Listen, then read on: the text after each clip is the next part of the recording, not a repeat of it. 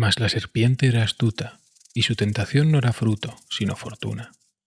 Génesis, el principio, terminal, el final. Pero este no es el final de un juego, es el principio de algo mucho más grande. El Génesis terminal no es solo una nueva colección, es una idea, el rechazo a 10 años de azar, cajas y fe ciega en la suerte. Una declaración de intenciones, el comienzo de algo nuevo. Año 2022. Bruselas, Bélgica prohíbe las loot boxes. Año 2023. Los Países Bajos siguen el ejemplo. Juegos vetados, cajas bloqueadas, azar ilegal. En Bélgica los jugadores reciben miles de cajas a la semana, pero no pueden abrirlas. China ya movió ficha en 2017, obligando a mostrar probabilidades exactas. Valve aprendió, esperó y observó cómo todos cambiaban las reglas, mientras ellos planeaban escribir las suyas propias. Valve no es un estudio de videojuegos, es un imperio financiero disfrazado de entretenimiento. Gana con juegos, con hardware, pero su joya está en otro lugar. Las skins. Cada venta, cada intercambio, cada sticker. Un 15% directo a la cartera de Valve.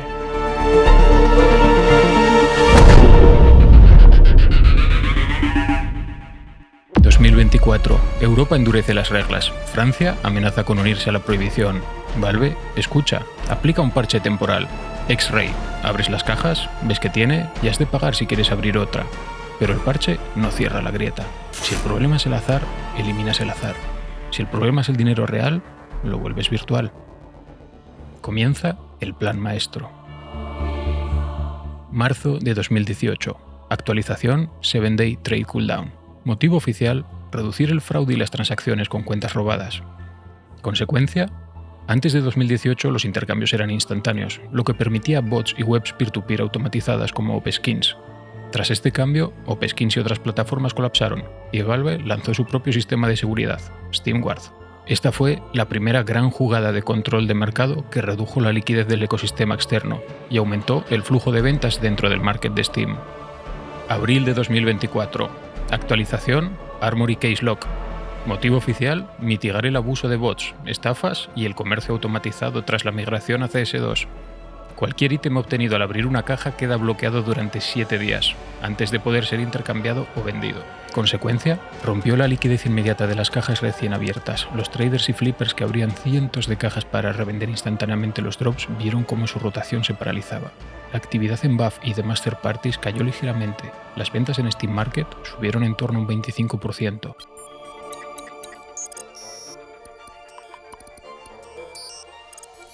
Julio de 2025. Actualización Trace Reverse Update. Motivo oficial, dar más seguridad a los usuarios ante posibles estafas.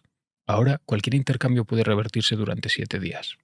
Consecuencia, seguridad total, pero a costa de cero liquidez. Los traders externos se paralizan, los bots mueren, el flujo de dinero real se congela. Valve no prohíbe el mercado gris, simplemente lo asfixia. Segunda fase, el Armory. Todos a estas alturas lo conocéis. Una nueva divisa, Armory Starts. Se compran con pases, se ganan jugando, se gastan en colecciones. Lootbox disfrazada de pase de batalla. Legalmente intocable, económicamente brillante. Valve no destruyó las apuestas, las reprogramó. Compras un pase de Armory, Steam ingresa $16. Puedes farmear estrellas, puedes canjear tus estrellas por colecciones, cajas disfrazadas de pase de batalla. La gran mayoría de usuarios son casual, por lo tanto prefieren comprar, vender en el market interno. Trade Cooldown, Case Lock, Trade Reverse disminuyen la fuga de capital hacia third parties como Valve. Valve gana más dinero. Fase 3. El colapso programado. 23 de octubre de 2025. Doomsday. Valve lanza una bomba. 5 rojas por un cuchillo. Seguro que esta parte de la historia la conoces, ¿verdad? Hace poco más de una semana el mercado se desplomó alrededor de un 50%. Ahora nos hemos recuperado, sin embargo, de una manera diferente. Nuestros cuchillos de gama baja y guantes feos bajan de precio. Aunque veas vídeos en YouTube de gente sacando cosas increíbles, solo ves lo que les interesa que veas. En mis anteriores vídeos demostramos que los cálculos no mienten. La mayoría de dorados que se están creando son de tier bajo. Y estos son los cuales, antes del update, estaban en rangos de $200 a $700. Y ahora puedes encontrarlos por debajo de 100. Así que perdemos valor ahí, pero el dinero no desaparece. ¿A dónde va ese valor? Pues directamente a los insumos. Las armas covert. Las rojas se vuelven valiosas. La gente comienza a abrir más cajas para obtener rojas. La gente usa rosas, moradas y azules para subir a rojas. Entonces el precio de todo, desde azul hasta rojo, sube, porque ahora hay una conexión entre los colores y los dorados. Es escalofriante. Miles de skins pierden valor, pero Valve gana. Más volumen, más comisiones, más control. El caos era parte del diseño. Después de estas actualizaciones, ha incrementado el volumen con el que los usuarios utilizan el mercado comunitario de Steam, probablemente entre 200 y 300%. Fase 4. La teoría Génesis termina. Y entonces llega el Génesis. Un nombre bíblico, una promesa de renacer. El jugador ya no abre cajas, elige lo que compra, ya no es azar, ya no es apuesta, es elección. Valve ha ganado. Europa no puede quejarse. Las leyes no los alcanzan. El azar no desapareció, solo cambió de forma. Desde hace meses, dataminers nos lo llevan avisando. Insignias de propiedad original, subasta por estrellas, transacciones de la terminal, y tú te preguntarás, ¿todo esto cómo soluciona los problemas legales de las loot boxes y hace que Valve gane dinero? Te lo explico. Debido a las últimas actualizaciones, los rojos ahora tienen un nuevo precio mínimo. Cuando salió el terminal y la gente pagaba 1.600 por un arma cover, decían, esto es una locura. ¿Lo parece ahora? Imaginaros el siguiente ejemplo. Pedro es un jugador de Bélgica y decide abrir un terminal. Justo tiene suerte, obtiene un AK Coalition Factory New y Valve cobra $400 por él. Pedro decide comprarla y Valve ingresa $400. Por otro lado está Vladimir, que quiere un AK Coalition, pero no quiere meter $400 en su cuenta de Steam. Pero ha estado recolectando estrellas los últimos meses. Aquí, de forma especulativa, diremos que Steam ha creado un sistema de subasta interno. Vladimir decide pujar y gana la subasta.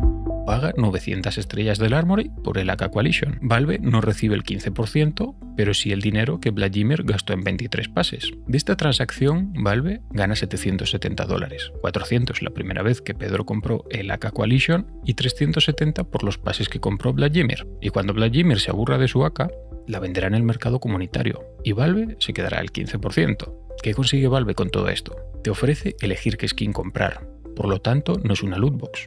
Ahora los jugadores holandeses y belgas pueden comprar terminales, pueden vender skins por estrellas, su nueva moneda in-game, y usar estrellas que ganaron jugando para abrir colecciones del Armory parecidas a las cajas. Y como usamos una moneda in-game, los belgas también pueden usar este sistema. Valve ahora cumple todas las regulaciones de la Unión Europea y reintroduce las apuestas en países que las habían prohibido. En resumen, Valve gana más dinero. Quinta fase, la guerra del peer-to-peer. Hay algo que Valve no puede controlar. El mercado peer-to-peer. Durante años fue el pulso libre del sistema, skins convertidas a dinero real, valor tangible en un mundo digital. Valve podría acabar con ello. Cierran las APIs de intercambio y adiós al peer-to-peer, pero no lo hará, porque si las skins dejan de tener valor real, su propio imperio se derrumba. Son opuestos condenados a coexistir.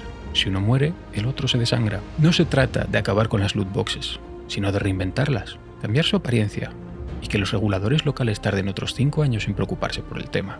A los que nos gusta este mundo nos tocará ser previsores y minuciosos con nuestras inversiones, pero tenemos Counter-Strike 2 para largo. Valve no puede matar lo que la gente ya convirtió en realidad, porque mientras exista deseo, siempre habrá azar